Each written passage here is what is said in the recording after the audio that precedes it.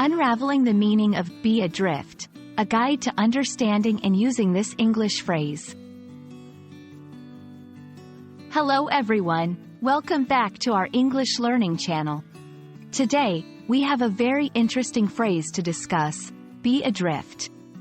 This is a phrase that you might come across in books, movies, or even in everyday conversation. So, what does it mean and how can we use it? Let's dive in and find out together.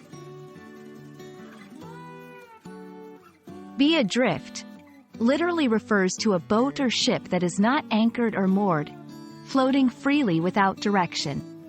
Imagine a boat in the middle of the ocean, with no one to steer it, just moving wherever the wind and waves take it. That's what being adrift is like. In a figurative sense, be adrift can be used to describe a person, a group, or even an object that seems to be lost, without purpose, or lacking direction. It's a way to convey a sense of uncertainty or instability.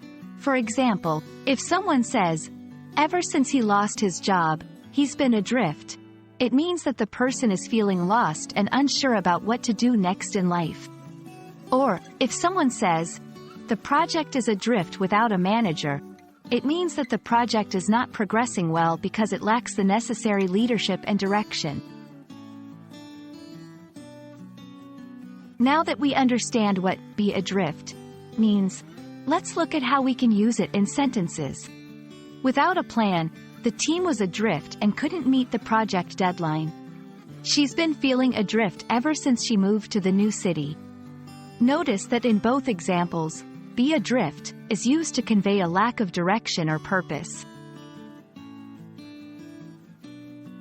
And that's it for today's video on the phrase, be adrift. I hope this has helped clarify its meaning and how it can be used in different contexts. Remember, English is a rich and diverse language, and phrases like these add depth and nuance to our communication.